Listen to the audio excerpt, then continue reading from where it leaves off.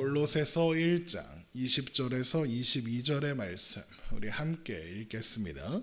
그의 십자가의 피로 화평을 이루사 만물 곧 땅에 있는 것들이나 하늘에 있는 것들이 그로 말미암아 자기와 화목하게 되기를 기뻐하심이라.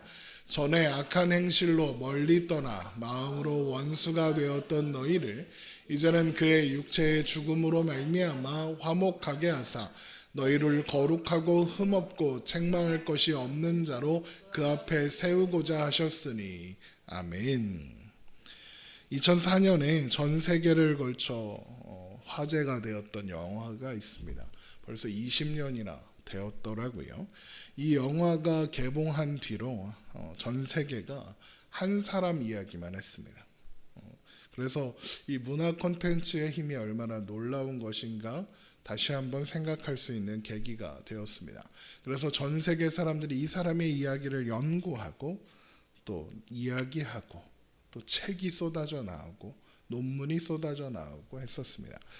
그 영화를 통해서 주목받기 시작한 사람이 누구냐? 바로 예수 그리스도, 우리 주님 예수님이셨습니다. 그리고 그 영화의 제목은 패션 오브 크라이스트라는 영화였습니다. 이 영화입니다. 지금도 20년이나 지났지만 여전히 많은 교회들이 종려주일이 되고 또 고난주간이 되면 이 영화의 일부분을 편집해서 보기도 합니다. 여러분 OTT 사이트 많이 이용하시잖아요. 뭐 넷플릭스나 뭐 티빙이나 또 뭐 있지? 뭐 그런 거 광고 시간 아니니까. 그런데 들어가서 보시면 이 영화를 보실 수 있습니다. 오늘이라도 다시 한번 보시면 좋을 것 같고 저도 어제 말씀을 준비하면서 이 영화를 다시 한번 돌려보았습니다. 그 예수님의 마지막 3일과 또 마지막 그 십자가에 죽으시는 이야기를 아주 구체적이고 디테일하게 만들었다고 평가받는 그런 영화입니다. 아마도 이 영화는 그때를 기점으로도 그렇고 오늘날을 기점으로 한 20년이 지난 지금까지도 예수님에 관련된 영화 중에 예수님이 당하셨던 고난을 가장 생생하게 그야말로 리얼하게 표현한 그런 영화일 겁니다. 수많은 크리스찬들이 그 영화를 보았습니다. 그 영화를 볼 수는 지금 보진 않겠지만 또 돌아가서 보시면 정말 그 고난이 디테일하고 아주 자세하게 묘사되어 있습니다. 그 영화를 보면서 또 예수님 생생하게 그려져 있는 그 예수님의 고난과 십자가를 생각하면서 사람들은 무슨 생각을 할까요? 여러분은 예수님의 십자가를 묵상하면 어떤 생각이 듭니까? 제가 아동부에서 설교하던 시절에 그러니까 24살, 25살 요럴 때 전도사일 때 이 영화가 나오지 않았겠습니까? 그래서 이 영화를 아이들에게 많이 보여줬습니다. 근데 어느 날인가 한 아이가 이 패션 오브 크라이스트라는 영화를 보면서 막 우는 겁니다. 보통 우리가 울면 뭐라고 생각합니까? 아, 은혜를 받았구나.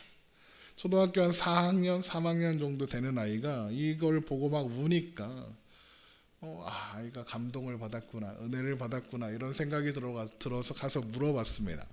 왜 우는 거야? 예수님의 사랑이 느껴져? 은혜가 느껴져? 이런 이야기를 했더니 그 아이가 이런 대답을 했습니다. 예수님이 너무 불쌍해요. 그러면서 더 크게 울더군요. 그 감정이 복받쳐 오르는지. 물론 그 아이가 자신이 느낀 감정을 불쌍하다라는 표현 외에 달리 표현할 방법이 없어서 그렇게 표현했을 수도 있습니다. 그런데 이야기를 나누면서 이 아이는 정말로 예수님을 불쌍하다고 생각했습니다. 그러면 여러분은 어떤 생각이 드십니까? 예수님의 십자가를 고난을 생각하고 묵상할 때 어떤 마음이 들고 어떤 생각이 드십니까? 어떤 분은 미안함이 든다고 이야기합니다. 불쌍함을 느끼는 것과 비슷한 마음입니다. 예수님이 나 때문에 나를 위해서 십자가에 죽으셨다라는 생각을 하면 미안하고 죄송하고 그런 마음이 들 수도 있습니다. 어떤 분들은 그냥 그 아이처럼 불쌍하다고 생각할 수도 있을 겁니다. 어떤 분들은 너무 잔인하다. 영화를 보시면 그 잔인한 장면들이 많이 나올 건데 사실 실제가 더 영화보다 잔인했다고 합니다. 영화는 한 50% 정도밖에 그 잔인함을 담지 못했다고 할 정도니까 얼마나 잔인했는지 우리가 상상조차 하기가 어렵습니다. 그러니까 너무 잔인하다. 너무 잔인한 방법으로 예수님이 죽으셔야 했던 건 아니냐. 왜 하나님은 꼭 저런 방법으로 예수님을 죽게 하셔야 했는가라고 질문하기도 합니다.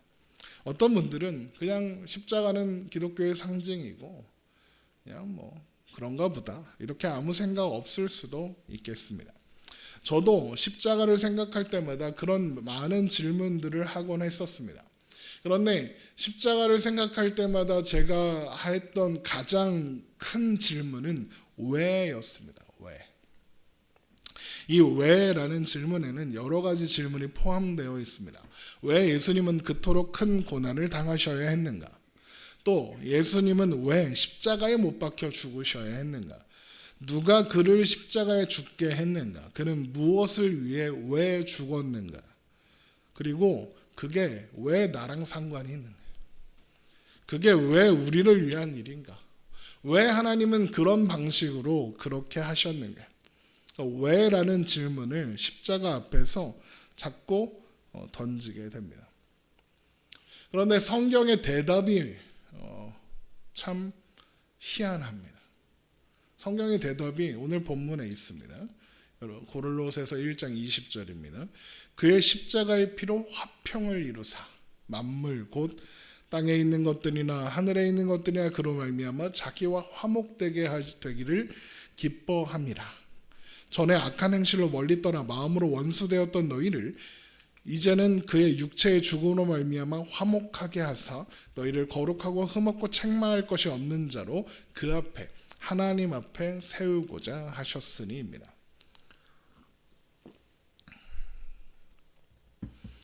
이 왜라는 대답의 질문에 대한 대답이 화평을 위해서다. 그리고 그 화평은 하나님과 우리의 화평을 위해서다라고 이야기합니다. 예수님께서 십자가에 죽으신 이유가 화평을 위해서랍니다. 그러면 이런 질문에 함께 따라옵니다. 나는 하나님과 화평하지 않아도 잘 살고 있었는데 굳이 어렵게 그 십자가의 길을 가시고 죽으셔서 우리를 하나가 되게 하시고 하나님과 화목하게 하시기를 원하셨다. 왜 그러셨을까?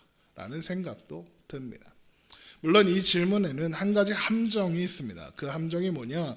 우리는 이미 혼자서도 잘 살고 있다. 하나님과의 화평이 필요하지 않다라는 함정입니다.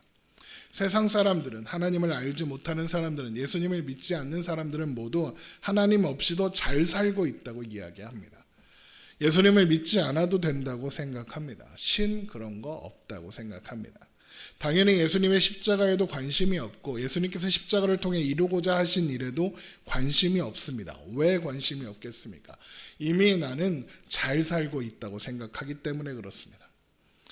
유행가의 가사처럼 나는 별일 없이 살고 있다. 이렇게 생각하기 때문에 그렇습니다.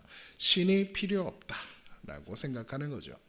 그렇습니다. 사람들은 하나님 없이도 잘 살고 있는 것 같습니다.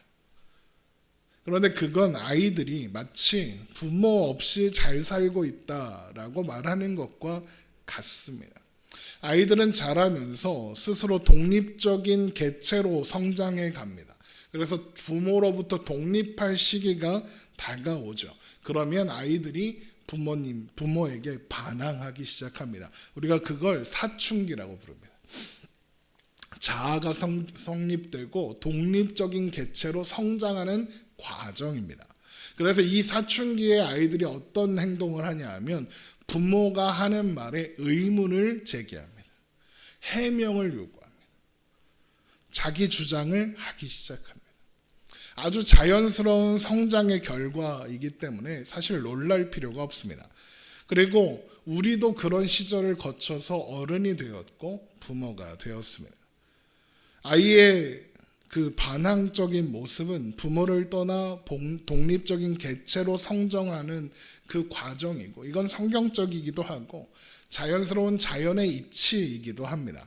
그래서 부모들도 그걸 이해하기 때문에 그 시절 아이가 너무 잘못된 길로만 가지 않으면 그냥 참아주는 겁니다. 봐주는 겁니다. 그리고 한편으로 생각해보죠. 너도 엄마가 되거라. 너도 똑같은 딸, 똑같은 아들을 낳아 똑같은 일을 경험하게 될 거다. 이런 생각을 하게 되죠. 그런데 이게 좀 심해지는 시기가 있습니다. 우리가 소위 중2병이라고 부르는 시기인데, 중2병의 증상은 대체로 이렇다고 합니다. 사소한 일에 화를 내고 반항을 합니다.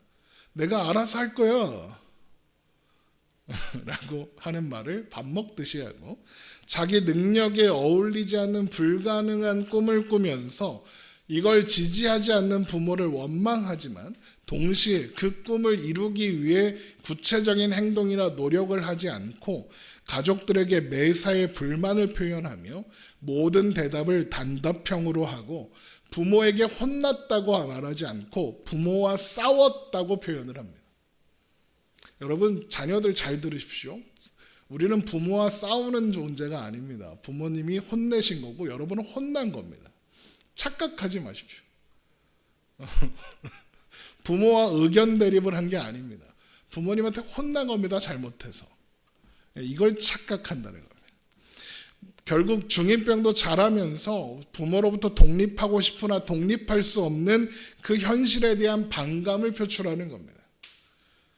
좋게 표현하면 독립적인 개체로 확립되어 가는 과정이라고 할 수 있지만, 반대로 표현하면 쥐뿔 아무것도 없으면서 잘난 척만 하는 겁니다.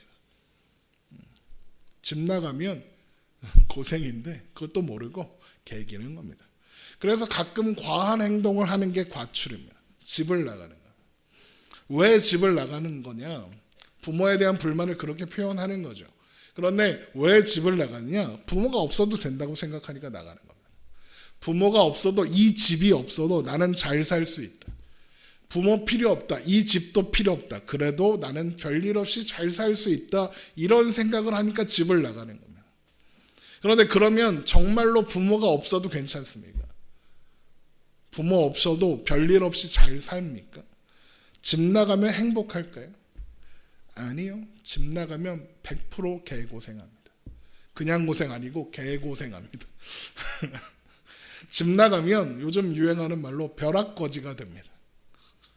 제가 아는 청년들이 집을 나가고 싶어 해서 막 독립을 합니다. 막 자기가 돈 번다고 원룸 구해서 나가고 막 이렇게 자취를 합니다. 3년 안에 다 돌아갑니다. 왜요? 벼락거지가 됐거든요. 왜?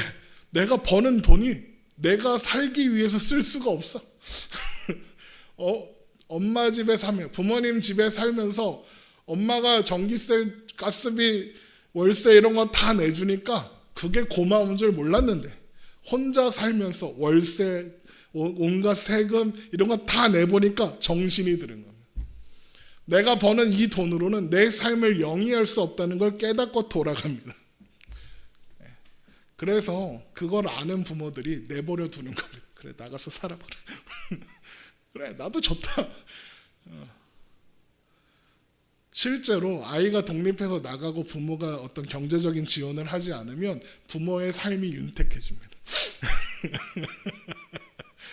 놀랍게 그렇습니다. 그게 하나님 없어도 괜찮다는 세상 사람들의 모습이에요. 하나님 몰라도 괜찮다. 하나님 몰라도 별일 없다. 예수님의 십자가 그런 건 안 모르겠다. 이게 세상의 현실입니다. 그리고 그게 선악과를 따먹은 존재들의 특징입니다. 선악과는 그저 과일 하나 따먹은 게 아니죠. 선악을 알게 되는 겁니다. 옳고 그름을 알게 되었다, 이런 뜻이 아니라 선악의 기준을 내가 판단하겠다는 뜻입니다. 그 전까지는, 선악과를 따먹기 전까지는 하나님이 선악의 기준이셨습니다. 마치 아이가 부모를 떠나기 전까지는 선악의 기준이 부모였던 것처럼 하나님이 기준이셨습니다. 그런데 선악과를 따먹고 나니 선악의 기준, 그거 내가 정하겠다고 하는 겁니다. 독립선언을 한 겁니다. 내가 알아서 잘할 수 있으니 하나님 없어도 된다, 그러는 겁니다. 그게 죄인입니다. 그랬더니 어떻게 됩니까? 땅이 좋은 열매만 내고 내가 먹을 수 있는 열매를 내던 땅이 엉겅퀴를 냅니다. 가시덤굴을 냅니다. 내가 노가다를 하고 아주 고생을 해야 먹을 것을 얻을 수 있습니다. 나에게 영원한 생명을 주는 생명나무의 열매를 먹지 못합니다. 왜요? 독립했잖아요. 하나님의 법이 다스리던 나라에서 나왔잖아요. 그러면 그 나라에서 보던 혜택도 끊어지는 겁니다. 부모로부터 독립하면 부모가 주던 걸 못 받는 겁니다. 그겁니다. 여러분, 그게 죄입니다. 내가 알아서 할 거다. 하나님 없어도 된다. 그게 죄입니다.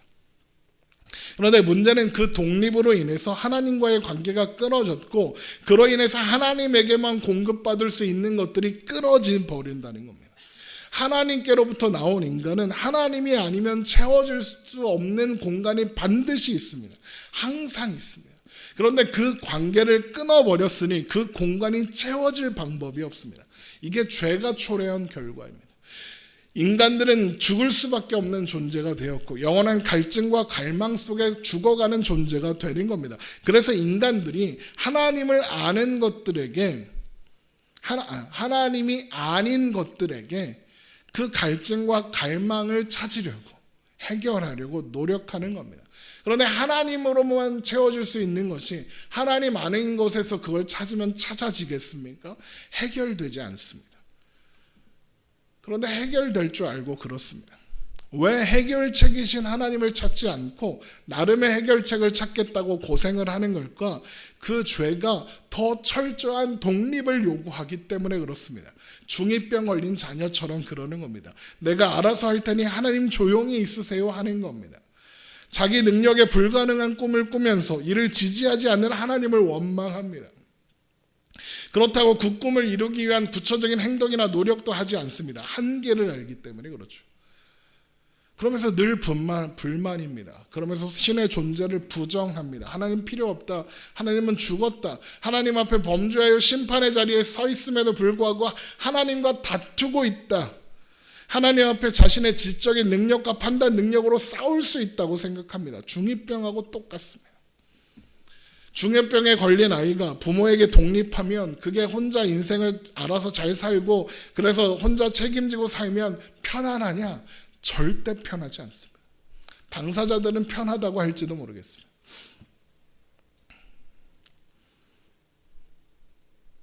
혼자서 잘 살고 있다고 생각하지만 사실 그렇지 못합니다. 다들 어려워합니다. 힘들어합니다. 그런데 자존심이 있어서 내가 부모로부터 독립한 걸 후회하는 모습을 부모에게 보이기 싫었어. 자존심을 세우느냐고 별일 없는 것처럼 이야기합니다. 인간도 마찬가지입니다. 하나님과의 단절은 인간에게 심각한 결핍을 가져왔습니다. 그러나 인간은 하나님 없이 하나님과 멀리 떨어져 독립된 존재로서 스스로의 가치를 입증하며 살 수 있다고 주장합니다. 그래서 사람들이 철학을 하는 겁니다. 그래서 사람들이 과학을 하고 심리학을 하는 겁니다. 교육이 세상을 바꿀 수 있다고 믿는 겁니다. 하나님 성경 같은 거 없어도 괜찮다고 생각합니다. 그건 다 신화에 불과하고 새로운 지식과 과학과 지식과 철학이 완벽한 세상을 만들 수 있다고 믿습니다. 제가 과학 유튜버들을 좋아합니다. 저는 그걸 볼 때마다 그런 걸 들을 때마다 그런 정보들을 배울 때마다 하나님이 너무 놀랍습니다. 하나님의 섭리와 경륜이 보입니다. 그런데 그 유튜버를 하는 과학자들의 말은 신은 없다는 겁니다. 하나님은 없다는 겁니다. 같은 걸 보고 다른 결론을 내리는 겁니다. 그들은 정말로 과학과 철학이 완벽한 세상을 만들 거라고 믿습니다. 그러나 어떻게 됐습니까? 모든 과학의 최종적이고 완전한 집합체가 뭔지 아십니까, 여러분? 원자폭탄입니다. 원전입니다. 원전에 우리 이 시대의 최고 과학기술이 원전에 다 모여 있답니다. 그런데 그 원전 때문에 어떻게 됩니까? 수많은 사람이 죽습니다. 자연이 파괴되고 있습니다. 과학기술은 날로 더 좋은 무기를 만들어냅니다. 더 많은 사람을 죽입니다. 요즘에 각 나라마다 막 로켓 써서 달에 간다 막 그럽니다. 그거 왜 하고 있을 것 같습니까? 달에 뭐가 있어서 갖다 먹으려고 그러는 겁니까? 아니요. 다른 나라에 미사일을 쏠 수 없으니까 달로 쏘는 겁니다. 여차하면 각도를 틀어서 저 나라에 로봇 미사일을 쏠 수 있다는 걸 보여주기 위해서 그렇게 하는 겁니다. 교육은 어떻습니까? 교육 수준이 이 시대만큼 높은 적이 있었을까요? 없었습니다. 그런데 어떻게 됐습니다? 어떻게 되었습니까? 없던 문제도 생겼습니다. 집단 따돌림, 청소년 자살, 최고의 수재들이 모인 서울대나 카이스트에서 일어나는 일입니다. 교육이 성공하고 있나요? 아니요. 실패하고 있습니다. 위대한 역사가로 손꼽히고 인문학자이며 또 철저한 유물론자로 꼽히는 아놀드 토인비라는 사람이 노년에 이런 말을 합니다. 인류의 발전에는 도덕적인 간극이 있다. 인간은 환경에 대한 물리력은 지속적으로 확장시키고 있지만 사회적 합의는 그만큼 발전시키지 못하고 있으며 파괴 욕구는 더더욱 누르지 못하고 있다. 유일하게 진보가 이루어진 인간의 활동의 장은 기술뿐이다. 인본주의자였던 그도 인류에게 오직 기술의 영역에서만 발전이 있었을 뿐 세상을 바꾸지 못했다고 주장을 합니다. 사람을 화성에 보낼 거라고 하고 책상에 앉아서 전 세계의 사람들을 만날 수 있는 세상이 되었는데 그렇다고 해서 세상이 조금이라도 더 나은 세상이 되었느냐? 아니라는 겁니다. 기술과 과학은 놀랍도록 발전했죠. 그러나 세상은 더 삭막해지고 더 도덕적으로 타락해 가고 있습니다. 과학, 교육, 기술 다 실패했습니다. 인간의 문제, 삶의 죽음과 문제, 참된 인생, 평화, 행복, 기쁨의 문제에서 그런 것들은 답이 되지 못하고 있습니다. 편리해지기는 합니다. 하지만 행복하지는 않습니다. 하루 종일 핸드폰을 들여다보고 있으니까 행복합니까? 도파민은 나오겠죠. 하지만 행복하지 않습니다.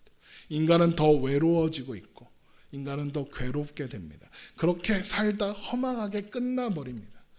문제를 해결하겠다고 했던 교육, 지식, 문화, 철학, 과학 그걸로 사람들을 세상을 바로잡고자 했던 이 사람들은 결국 인정할 수밖에 없었던 건 실패했다는 겁니다. 인간이 제시한 해결책은 아무것도 해결되지 않았다. 그 해결은 오직 회복밖에는 없기 때문에 그렇습니다. 하나님과의 관계, 끊어진 관계가 회복되어지는 것만이 하나님과 화목하게 되는 것만이 유일한 해결책입니다. 그리고 그 화목을 이루어낼 수 있는 유일한 길, 유일한 방법은, 유일한 지혜는 바로 십자가밖에 없는 겁니다. 고린도전서 2장 1절입니다. 형제들아 내가 너희에게 나아가 하나님의 증거를 전할 때에 말과 지혜의 아름다운 것으로 아니하였노니 내가 너희 중에서 예수 그리스도와 그가 십자가에 못 박히신 것 외에는 아무것도 알지 아니하기로 작정하였습니다. 내가 너희 가운데 거할 때 약하고 두려워하고 심히 떨었노라. 내 말과 내 전도함이 설득력 있는 지혜의 말로 하지 아니하고 다만 성령의 나타나심과 능력으로 하여 너희 믿음이 사람의 지혜에 있지 아니하고 다만 하나님의 능력에 있게 하려 하였노라. 그러나 우리가 온전한 자들 중에서는 지혜를 말하노니 이는 이 세상의 지혜가 아니요 또 이 세상에서 없어질 통치자들의 지혜도 아니요 오직 은밀한 가운데 있는 하나님의 지혜를 말하는 것으로서 곧 감추어졌던 것인데 하나님이 우리 영광을 위하여 만서전에 미리 정하신 것이라. 사도 바울은 그 누구보다도 탁월한 언변가요 철학자였습니다. 종교학자였습니다. 그런 바울이 철학의 나라 그리스 그 한복판에서 무엇을 외치느냐? 오직 예수 그리스도의 십자가와 예수 그리스도 그 이름 밖에 없었습니다. 바울이 외치고 있는 건 철학이고 뭐고 다 사라질 거다. 너희들이 생각하는 지혜는 아무것도 해결할 수 없다. 그런데 내게는 그 지혜가 있다.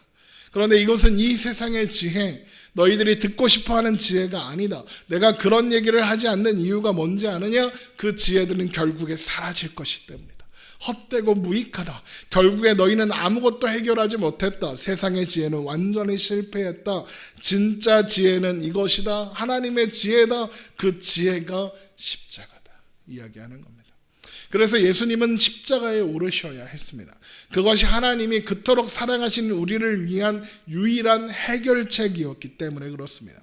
오늘 세상이 들어야 할 말 또한 바로 이것입니다. 세상이 의지해 온 것은 사람들에게 혼란만 가져왔습니다. 세상은 우리에게 줄 것도 없고 줄 소망도 없습니다. 물론 세상은 여러 가지를 여전히 우리에게 약속합니다. 그런데 누가 그 약속을 믿을 수 있을까요? 본인들도 믿을까요? 그들의 기대는 어긋나 버렸고 좌절하고 있고 당황하고 있고 갈 바를 모릅니다. 이 세상의 지혜는 사라지고 무익합니다. 결국 절망을 줄 뿐입니다. 오직 십자가만이 유일한 해결책입니다. 하나님께서 십자가를 통해서 우리를 구원하시기로 작정하셨고 그것을 우리에게 은혜를 베푸시기로 작정하셨습니다.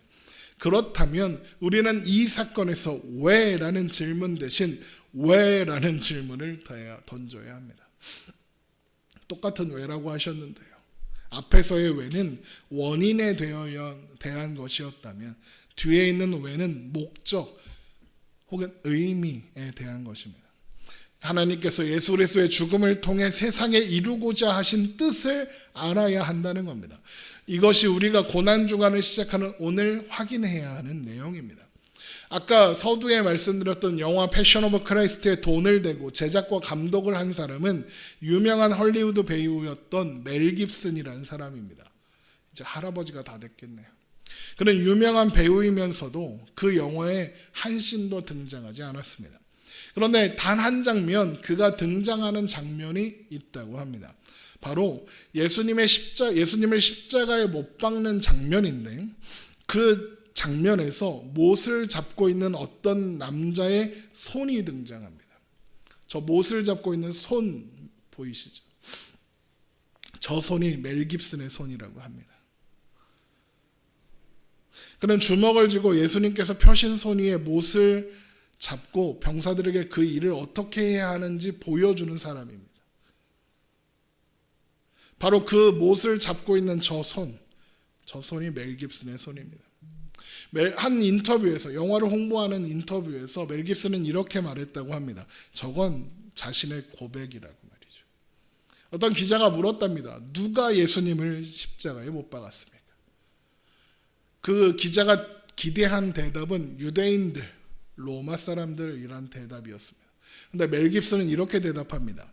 내가 그분을 죽였습니다. 우리가 그분을 죽였습니다. 라고 대답합니다. 그가 고난당하시고 죽으셔야 했던 이유 바로 우리 때문이었습니다. 여러분이 예수님을 십자가에 못 박았습니다. 저 손이 여러분의 손입니다. 내가 예수님을 십자가에 못 박았습니다. 내가 그분을 죽였습니다. 제가 그랬고 여러분이 그랬습니다. 우리가 예수님을 죽인 범인입니다. 우리의 죄가 하나님과 우리를 단절시켰고 우리의 것으로는 그 분리된 상태를 회복할 방법이 없습니다. 이 분리가 심각했던 이유는 하나님의 형상을 따라 영화롭게 되어야 할 사람들이 이제 사망밖에는 달리 길이 없는 사람들로 바뀌게 된 죽음의 분리였기 때문에 그렇습니다. 그런데 예수님께서 우리의 모든 죄를 감당하시기 위해서 고난당하시고 십자가에 죽으심으로써 이 분리됨을 연결시키셨습니다. 그렇게 우리는 다시 하나님과 연결될 수 있었습니다. 그렇게 우리는 하나님과 화목할 수 있었습니다. 집 나가서 개고생하던 우리가 따뜻한 집으로, 엄마가 해주는 맛있는 밥이 있는 집으로 돌아가게 한 겁니다. 그래서 예수님이 이런 말씀을 하십니다. 요한복음 14장 2절입니다. 내 아버지 집에 거할 곳이 많도다. 그렇지 아니하면 너희에게 일렀으리라. 내가 너희를 위하여 거처를 예비하러 가노니 가서 너희를 위하여 거처를 예비하면 내가 다시 와서 너희를 내게로 영접하여 나 있는 곳에 너희도 있게 하리라. 예수님이 뭐라고 하십니까? 너희를 집으로 데리고 가려고 내가 십자가에 죽는다 그러십니다. 여러분, 그래서 십자가가 복음인 겁니다. 그분이 우리를 위해 배반당하고 조롱당하셨으며 채찍에 맞드시고 가시면류관을 쓰셨습니다. 그리고 십자가에 죽으셨습니다. 이 모든 것을 우리를 위해 감당하셨습니다. 우리의 죄가, 우리가 그를 십자가로 내몰았습니다. 그러나 그가 그 십자가를 감당한 것은 그의 우리를 향한 사랑 때문이었습니다. 예수님에게는 죽으셔야 하는 이유가 하나도 없었습니다. 그는 본래 하나님이십니다. 그는 인성을 취하신 이후에도 죄가 없으셨습니다. 그는 죽어야 할 죄가 없으셨습니다. 이런 의문스러운 죽음에 대한 성경의 답은 오직 하나입니다. 그가 우리를 사랑했기 때문이다입니다. 로마서 5장 8절, 우리가 아직 죄인 되었을 때 그리스도께서 우리를 위하여 죽으심으로 하나님께서 우리에 대한 자기의 사랑을 확증하셨느냐. 우리가 아직 죄인 되었을 때입니다. 우리가 예수님의 사랑을, 예수님의 희생을 받을 만한 원인을 제공하지 않았다 이겁니다. 그런데 주님이 그렇게 하셨습니다. 죽기까지 사랑하셨습니다. 그렇게 하신 이유는 단 한 가지, 우리를 사랑하시기 때문입니다. 그래서 예수님은 우리를 위하여 죽으셨습니다. 그렇게 우리를 하나님과 화목하게 하셨습니다. 그래서 로마서 3장 25절, 이 예수를 하나님이 그의 피로써 믿음으로 말미암는 화목제물로 세우셨으니 이는 하나님께서 길이 참으시는 중에 전에 지은 죄를 간과하심으로 자기의 의로우심을 나타내려 하심이니라고 하는 겁니다. 이렇게 예수님의 십자가는 우리를 대신하여 우리의 죄를 담당하사 우리로 하나님께 나아가는 길을 열어주신 사건입니다. 그렇게 우리는 비로소 아버지 집에 들어갈 수 있게 된 겁니다. 이 일에 하나님과 분리된 우리를 화목하게 하고 연결시키는 이 일에 다른 해결책이나 다른 방법은 없습니다. 하나님께서는 온 인류를 구원하기 위해 한 가지 계획을, 오직 한 가지의 계획을 세우셨고 그 방법은 하나뿐이었습니다. 그 길은 오직 예수님께서 여신 그 길뿐이었습니다. 우리 주님께서 그 길을 여시기 위해서 우리의 죄를 없애고 우리를 거룩하게 하시려고 감당한 그 십자가는 그분밖에는 할 수 없는 희생이었습니다. 바로 그게 십자가입니다. 다른 대안이 없어서 그렇게 하신 겁니다. 하나님은 다른 구원의 방법을 준비하거나 계획하지 않았습니다. 십자가만이 길이었습니다. 왜 십자가여야만 했냐? 우리의 방법으로는 하나님과 화목될 길이 없으며 우리의 방법으로는 우리가 살아날 방법이 없었기 때문에 그렇습니다. 예수님의 십자가만이 우리가 살 길이고 하나님이 세우신 법에 하나님이 스스로 복종하기 위해서였습니다. 여러분, 이 복음의 무게감을 아셔야 합니다. 복음은 이렇게 말합니다. 믿기만 하면. 그런데 여러분, 어떤 사람들은 그래서 구원이 그렇게 쉬운 거냐고 묻습니다. 맞습니다. 그렇게 쉽습니다. 구원은 공짜입니다. 우리가 가는 것 없이 값없이 받았습니다. 믿기만 하면 됩니다. 그러나 값어치가 없어서, 그게 가벼워서 공짜는 아닙니다. 도대체가 볼품이었고 가벼워서 공짜는 아닙니다. 그게 값어치가 없어서 가벼운 게 아닙니다. 그게 그렇게 쉬운 일이 아닙니다. 하나님은 우리가 만들어낼 수 없으니까 그냥 주시는 겁니다.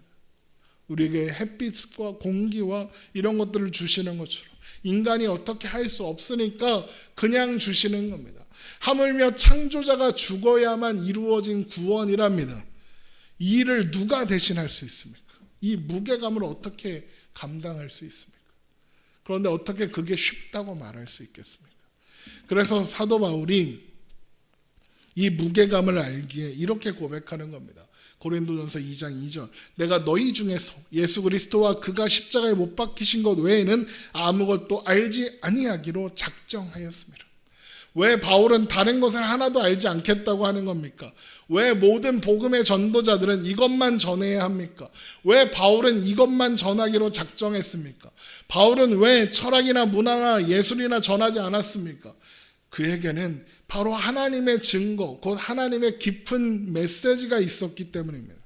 십자가 복음만이 하나님의 진노 아래에 있는 사람들의 유일한 소망이다라는 것을 바울이 알았기 때문에 그렇습니다. 바울에게는 하나님께서 주신 해결책이 있는 겁니다. 다른 모든 것들이 해결책을 제시하지 못하고 실패한 그곳에서 바울은 이렇게 말하는 겁니다. 오직 은밀한 가운데 있는 하나님의 지혜를 말하는 것으로서 곧 감추어졌던 것인데 하나님이 우리 영광을 위하여 만세전에 미리 정하셨다. 이게 해결책이다 라고 하는 겁니다. 세상은 우리에게 그렇게 밝은 미래를 약속하지 못합니다. 여러분, 미래에 무슨 소망이 있습니까? 아무 소망도 없습니다. 그러나 여기 각 사람을 그리고 온 세상을 구원하기 위한 하나님의 계획이 있습니다. 하나님의 구원 계획은 세상의 기초가 놓이기 전부터 준비되고 정해진 것이고 지금 실행에 옮겨지고 있습니다. 그 계획이 무엇입니까? 그 계획은 세상과 인간이 제안한 모든 것과 정확히 반대되는 겁니다. 십자가죠. 세상은 항상 위대한 인물을 기다립니다. 위기가 닥치면 위대한 인물이 나타나서 그 사람이 이 상황을 바꿔주길 기대합니다. 의도적으로 영웅을 만들어내기까지 합니다. 하나님의 계획은 어떻습니까? 그렇게 하지 않습니다. 하나님이 세상을 이처럼 사랑하사 독생자를 주셨으니입니다. 하나님이 위대한 철학자를 주시지 않았습니다. 위대한 정치자를 주시지 않으셨습니다. 오직 독생자, 영광의 하나님을 주셨습니다. 사람이 하는 일은 결국 다 실패하게 되어 있습니다. 그래서 하나님이 독생자를 주셨습니다.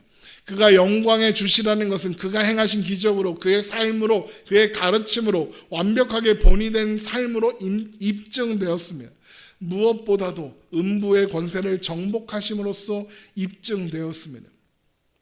그분은 사망의 줄을 끊으시고 무덤을 이기고 다시 살아나신 영광스러운 부활로 그가 영광의 하나님이심을 드러내시고 입증하셨습니다. 그러나 십자가는 여전히 유대인에게는 거리끼는 헬라인들에게는 미련한 것입니다. 그러나 우리는 십자가에 못 박힌 예수님을 전할 수 있을 밖에 없습니다. 어떤 사람들은 그가 연약한 모습으로 죽었다는 것 때문에 거리끼어 합니다.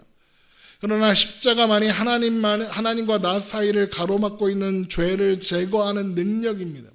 나는 그 죄를 제거할 수가 없습니다. 아무리 지우려고 노력해도 지워지지가 않습니다. 하나님은 예수 그리스도와 그의 십자가에 못 박히신 것을 통해 이 일을 하시는 겁니다.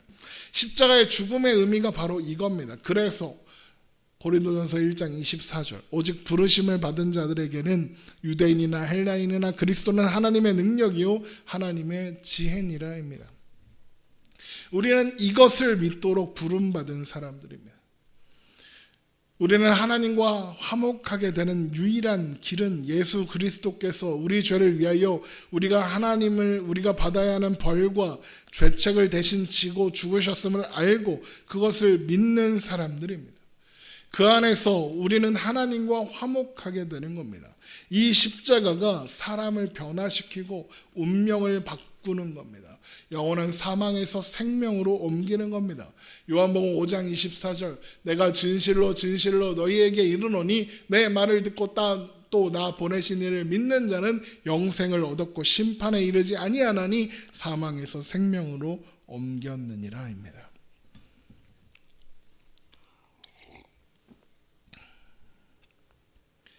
복음이 바울을 변화시켰습니다.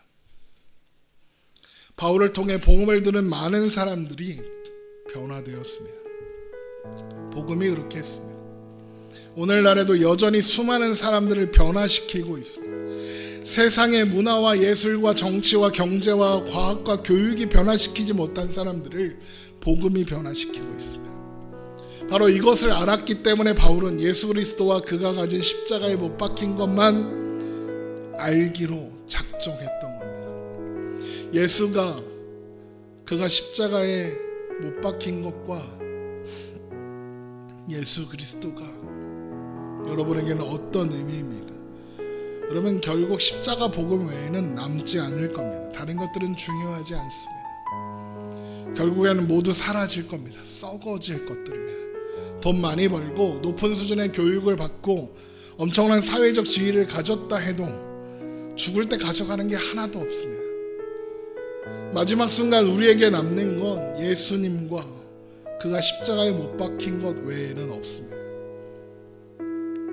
마지막 순간 우리는 그걸 하나님 앞에 내놓습니다. 예수 그리스도와 그가 십자가에 못 박혔다는 그 사실을 하나님 앞에 내어놓고 우리는 하나님 앞에 나아갑니다. 그러면 이것을 믿으십니까?